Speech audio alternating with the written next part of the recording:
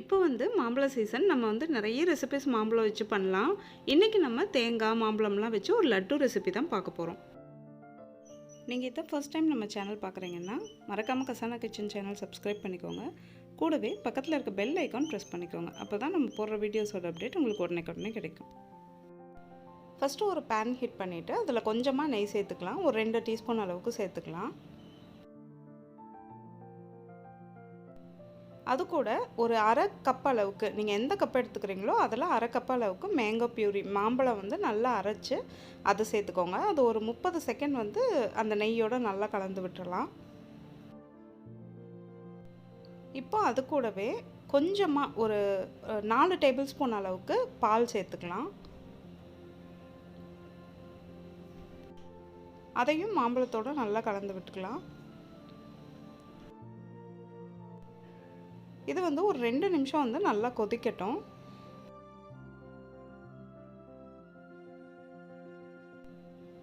ஒரு 2 நிமிஷம் ஆனதுக்கப்புறம் இது கூட ஒரு பவுல் அளவுக்கு தேங்காய், நல்லா துருவின தேங்காய் நல்லா பொடியாக துருவி சேர்த்துக்கோங்க.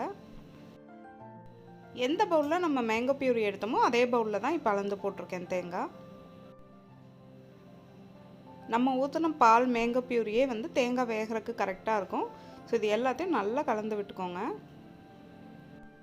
இது கூடவே அரை பவுல் அளவுக்கு சர்க்கரை சேர்த்துக்கலாம். அப்புறமா அரை டீஸ்பூன் ஏலக்காய் தூள் சேர்த்துக்கலாம்.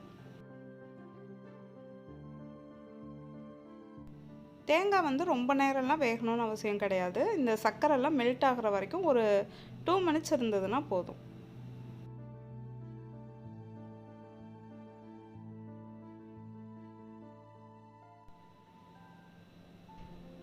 ஸோ இந்த மாதிரி நல்லா சுருண்டு வர்ற டைமில் நீங்கள் எடுத்துருங்க.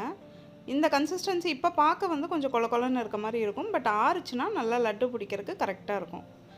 இது நல்லா ஆற வச்சாச்சு. இப்போது கரெக்டாக நமக்கு தேவையான கன்சிஸ்டன்சியில் தான் இருக்குது. கையில் கொஞ்சமாக நெய் தடவிட்டு கொஞ்சம் கொஞ்சமாக எடுத்து நம்ம லட்டுவாக சேர்த்துடலாம்.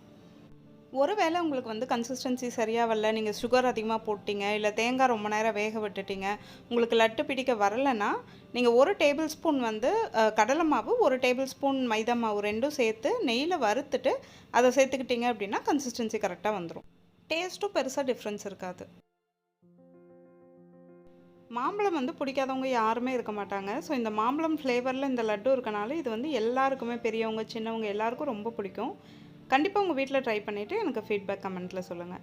இந்த வீடியோ உங்களுக்கு பிடிச்சிருந்தா உங்கள் ஃப்ரெண்ட்ஸ் கிட்டலாம் ஷேர் பண்ணுங்கள். Happy cooking!